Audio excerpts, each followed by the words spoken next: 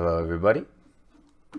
Let's continue on this journey here. We have a very big tournament, or a very long tournament, mini hands, so let's keep going.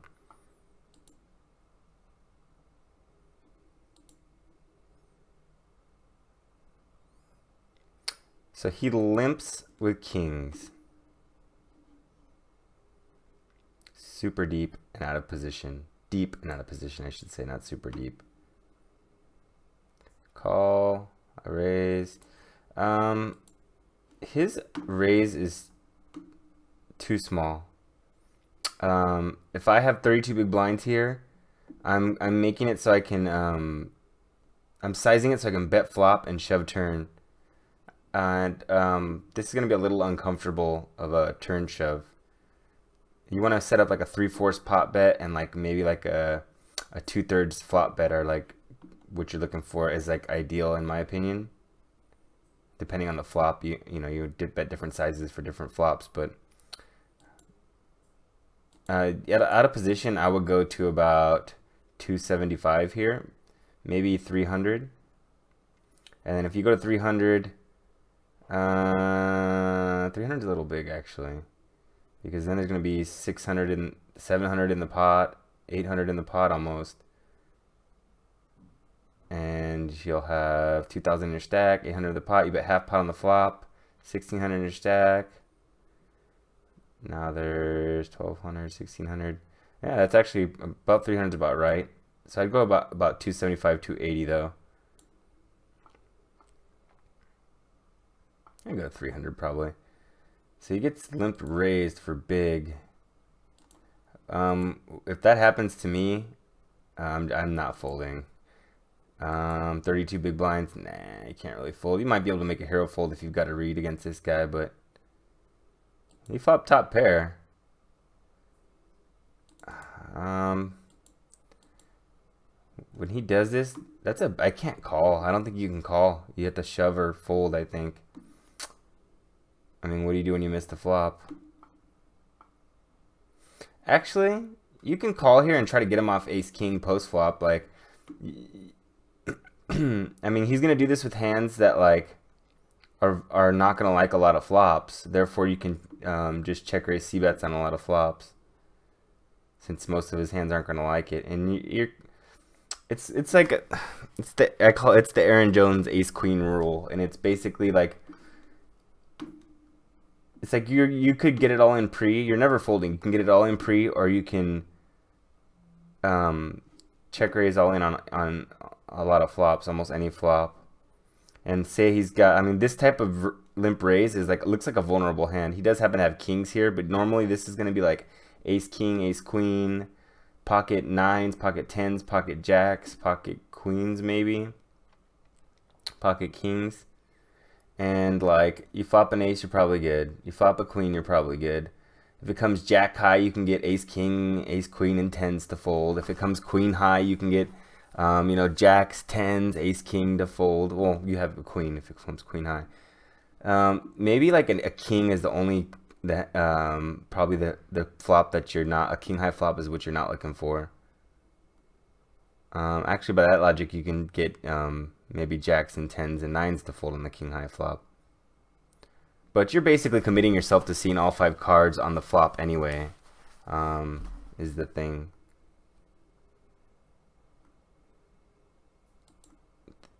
Thing is, it's the size of his bet. You can't really do that because a c bet is going to be pretty much all in.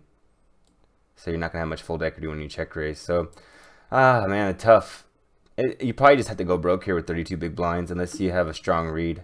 I'm just going broke here with ace queen. And I wouldn't call, I would just shove pre-flop. What do you do when you miss? You just check fold for 1 pot size bet left. Check, check, check, check. Lead, call. Alright.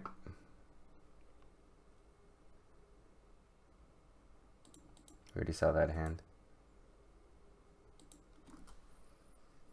He raises too small. 123 big blinds deep. Well, nobody else at the table is that deep, but he just raises too small, man. Like, look, this guy's gonna call you with 60% of hands, man, pretty much, you know, so you can get better value than this. And I mean, do you really want to go 5 ways to the flop out of position with aces deep? No hand, remember this, no hand is that good when you're deep and out of position. Not even aces. And what the fuck is this? My goodness.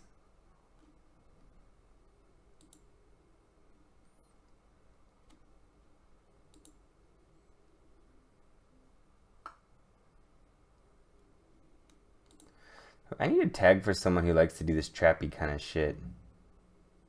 Here, I'll do this little portal looking thing. Looks like a little portal trap, right?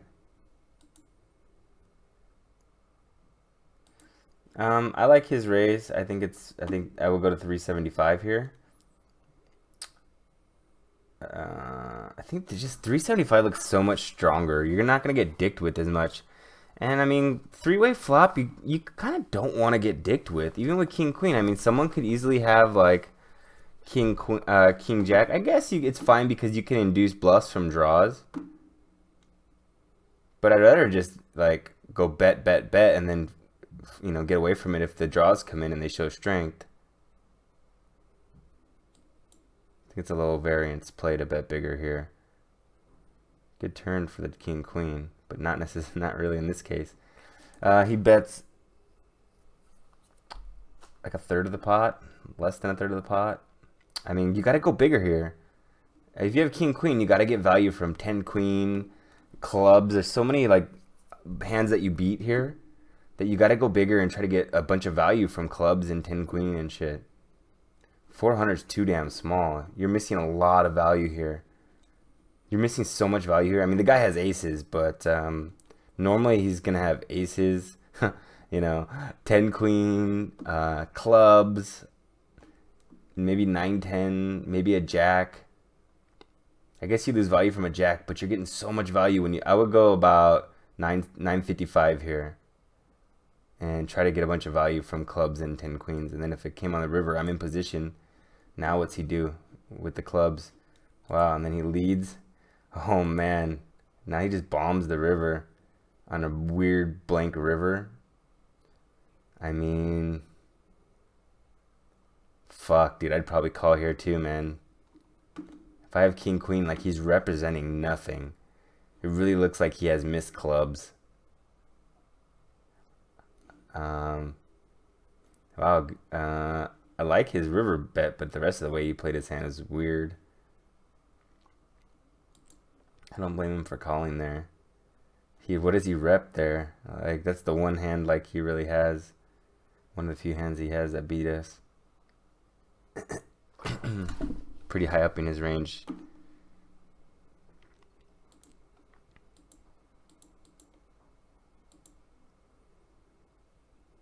Sorry, saw that already.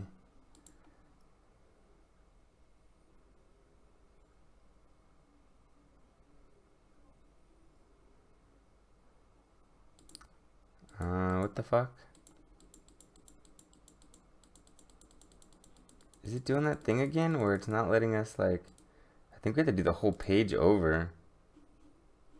Yeah, we have to do the whole page over, sorry. You have to do the next page like this, I guess. Once it gets to the...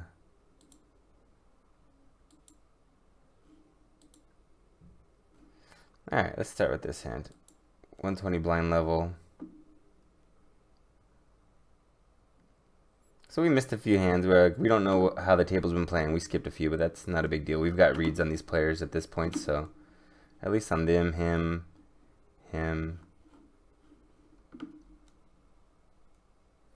So we open for 3x. It's kind of big. We're only 35 big blinds deep, but again, in this tournament, like in a normal tournament, I would go to about 300 here, 275. But in a loose tournament, I'm just going to open the full 3x and get max value versus junky aces and shit like that. Weak, just bullshit. Like, these guys are gonna call like any 6-7 suited and shit. They just love those fucking hands. And look, we still, like, we raised the full 3x and we still went 3-way versus the blinds. So Not a good flop because, you know, all their ace X have wheel draws. Maybe they made a pair, like ace deuce, ace 3, ace 4, ace 5, made pairs or wheels. 6 7, 7 8, 4 6. I mean, there's a lot of hands we can get value from with ace high, but the problem is these guys are going to possibly, that, you know, it's too likely that they can spaz out and push us off ace high. So we can't exactly go bet and try to get value from draws here with ace high because it's just, we don't know if they're just gonna spaz and turn, you know, raise those hands, which they probably should be doing. So yeah, I guess I like a check back here.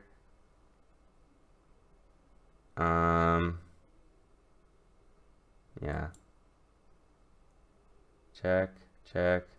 Oh, we bet it. We bet big. Why?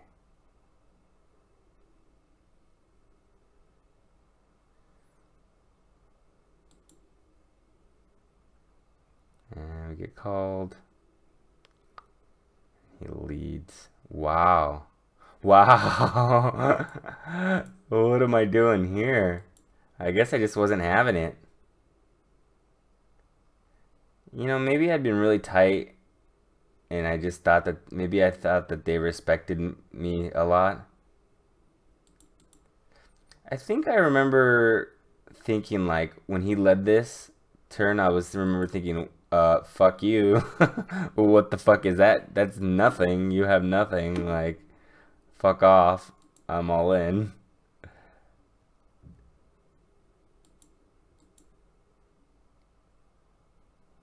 We can have more nines than he can. We can have more over pairs. Our range is much stronger than his here on the turn. And the reason we can have more nines is because I don't know. I guess we have a preflop calling range. I guess he could have like 6-9, 7-9, and we can't really have those for opening from this position, but we can have 8-9. So our pre-flop, we can have more nines than he can, right? Pre-flop. We both have about the same amount of sets. Oh, we have pocket nines though also that he doesn't have. Pre-flop though, he has more nines because he could be calling like 6-9 and 7-9 also, and we can't have those. And also he has all the other 8-9, 9-10, 10, Jack 9, Queen 9, King 9, Ace 9. We have those also, but we don't have 7-9 and 6-9, right? But we also have aces, kings, queens. He can't have those. Jacks, tens. He can't really have those. And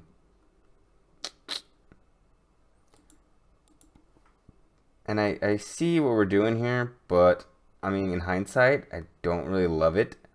I don't like the c-bet. I think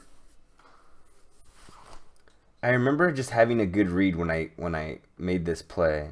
See, that's the problem. It's been a while, but I remember having a good read. Just the feel of the flow in this hand was like, okay, this flop missed. These guys don't have shit. Like, and that's why I c-bet. And then when like the c-bet, I don't like that much. But this, I'm like, yeah, fuck you. This I like a lot better than. And I don't like this that much, but it's okay. It's good, but slightly good. But the flop, I c-bet, I don't really like. But when he does this, he's just showing so much weakness. A 5's gonna have a tough time calling us here. 6s, 7s, 8s are gonna have a tough time calling us here. Not that tough, but and then there's a bunch of shit that can't call us. That we get a lot of folds here. Ace 3, ace deuce, ace 4, club, 6 7, 7 8, maybe pocket 6s, maybe pocket 4s, pocket 3s. That's a lot of hands that we get to fold, and not many hands that call us. So that's why I like the turn shove. Yeah, like when you just sit there and break down his range like that, you get a lot of folds and not that many calls. So yeah, you could run into a 9, and that's gonna suck. But you got to think about ranges, guys. You can't just think about, oh, what if he has a 9? You got to take the information that's been given to you and make a mathematical decision.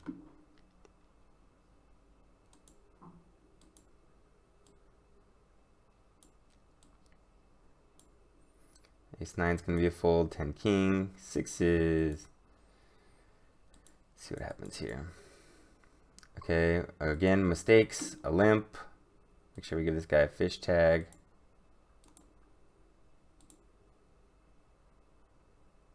One thing I was thinking about his turn lead was that, you know, when someone leads for like a small bet like that, they're usually trying to get like a cheap card. They want to see the river for cheap so they can try to hit their draw for cheap. And oh, by the way, if he did that to me and I had a strong hand, I would still rip it in his face because I would not let him do that with it to get a cheap look at a draw.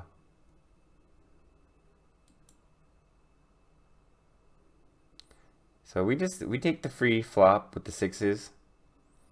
I think it's totally fine because if you think that they're gonna fold a lot to your ISO, or you can get it heads up with your ISO, I think I would raise like 7s and 8s here, and I'd still just probably check the 6s.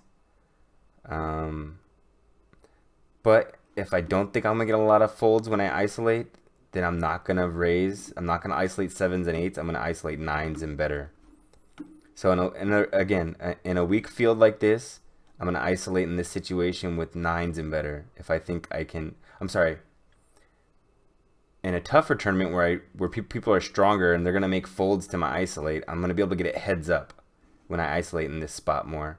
Or I'm just going to take it down pre-flop. So therefore I can isolate maybe 6s I wouldn't, but I would do 7s and 8s. And in a weaker tournament when I raise and it's going to go call, then I want to have a stronger hand. So I'll do it with 9s, pocket 9s and better. And I'll just call with 7s and 8s and try to flop a set. Okay, so it goes bet, call. I don't hate, man. 3 different options here, call, roll, raise, or fold, and I think they're all actually pretty close. A call is going to be 360 to win 1600. I think a call might be best. Closing the action as well. A raise might get him to fold, you know, draws a 5 or a 7. This bet seems pretty strong to me though. A fold, I think, being the worst option. But it's close. I don't even hate a fold be here because this bet is showing a lot of strength to me when he bets 2/3 pot.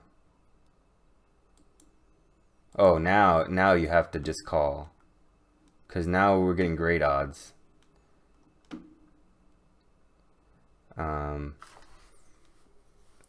360 to win about 2,000, and that's about what, 360 to win 2,000. That's about 1/7. And we're gonna make our gut shot about 1/9 of the time. And it's almost always going to be good because we got 2 6s. So we're almost getting the direct odds we need to turn the gut shot. We're going to make a gut shot about 10% of the time. And this is about 1/7 odds.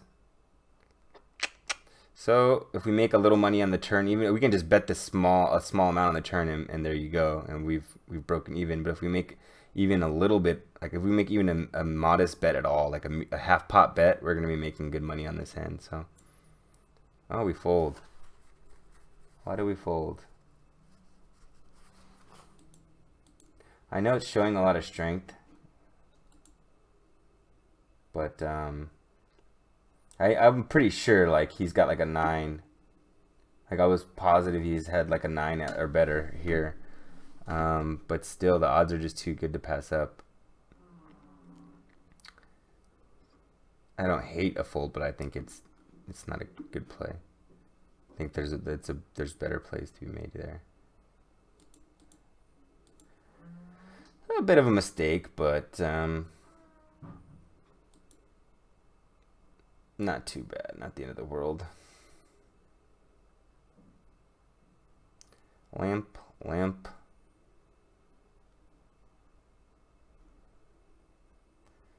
Oh, it calls it off. 40 big blinds. Wait. No, he's only got... It says he only has 39 big blinds. So yeah, 39 big blinds. Damn, stop for a second. Shit. He shoves 24 big blinds over limp. That's a big shove. I wouldn't do this. You don't want people to fold when you have kings.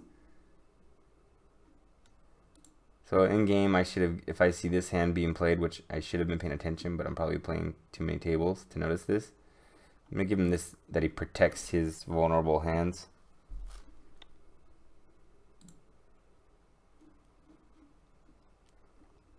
Like, he's probably scared of getting sucked out on, kind of a guy.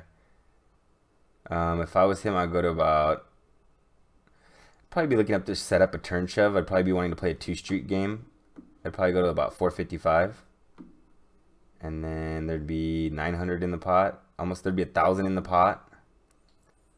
And I'd have 2,500 in my stack. So I could bet, if there's 1,000 in the pot, 2,500 in the pot, I can do about 655 on the flop c-bet and then shove the turn very comfortably. Like that, I think that's really good play. And yeah, you don't let him get to see all 5 cards and stuff like that either. But he gets called. I mean, he probably made more money than I would have, because I would have raised, he would have called, or he could have limp shoved, but he probably would have called, and then he's probably just gonna check fold this flop.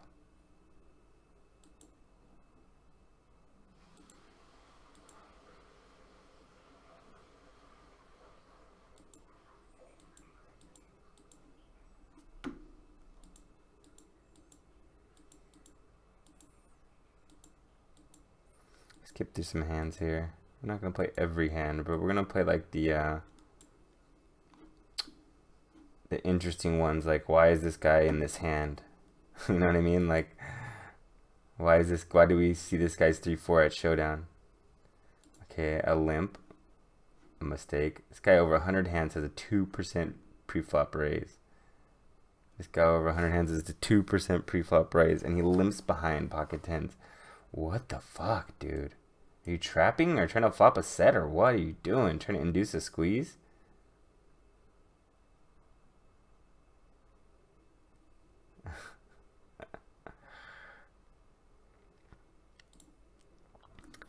If I have 3-4 in this limped pot,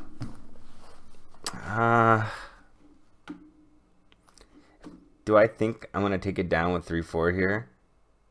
I'm going to try to represent a queen here. If I'm going to bet here, I'm going to try to represent a queen. I don't think 400 represents a queen very strong. Maybe 500 even. Looks pretty scary to them. You know what, though? Yeah, I guess leading is the best play. I mean, I kind of like just a check fold, to be honest. As nitty as that sounds, like, you have 4 high. Yeah, you're open-ended, but you're out of position. I mean, maybe you can just check and see a free turn. Maybe someone bets the fucking min. This is good too, but I mean, how many folds are you really getting? How often are you really going to get your straight and get paid? You get this turn. Check, fold. I would check fold this. Check. Check. I'm not even going to try to analyze this hand, because I would not have played my hand anything like that, so I don't know.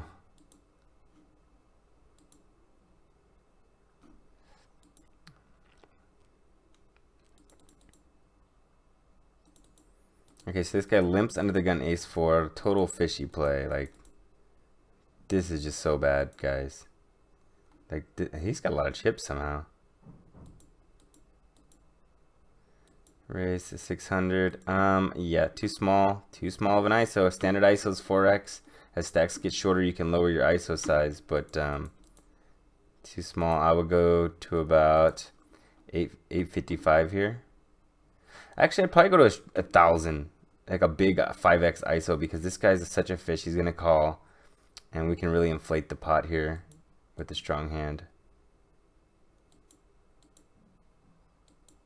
And I would c-bet. If I did 600, I'd c-bet this about 650. So I like his c-bet sizing. I mean, what can he have on there? And you know, he's just gonna fold everything except for like the pocket pairs that he limped. And if you bet bigger, he's still gonna call those pocket pairs unless you go real big. So I think this is perfect. Calls, check. When he calls, I'm putting them on a 5 mostly. Maybe pocket pairs like deuces, 4s, 6s, 7s, like ace highs, like ace queen, ace jack. Maybe like some pretty king queen of hearts, king queen of clubs, king queen of spades, king jack suiteds, and maybe not much else. So when this turn comes, I think you can barrel, but I think I prefer just keeping the pot small and playing small ball and checking back. And yeah, you're gonna give him free cards to make his hand, but I don't know. You're just gonna get to showdown and win usually, instead of like trying to bluff him off. And when you bet, you're trying to bluff him off of hands that it's not gonna work. I mean, you're not gonna get him to fold. Basically, you're not gonna get him to fold better hands, and you're not gonna get him to call with worse. So just check and try to get the showdown.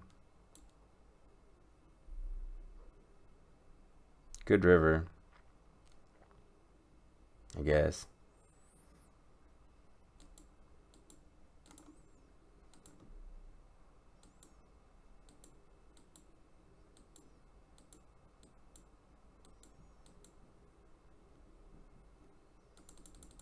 Oops, did we fuck up again? Yep. Sorry.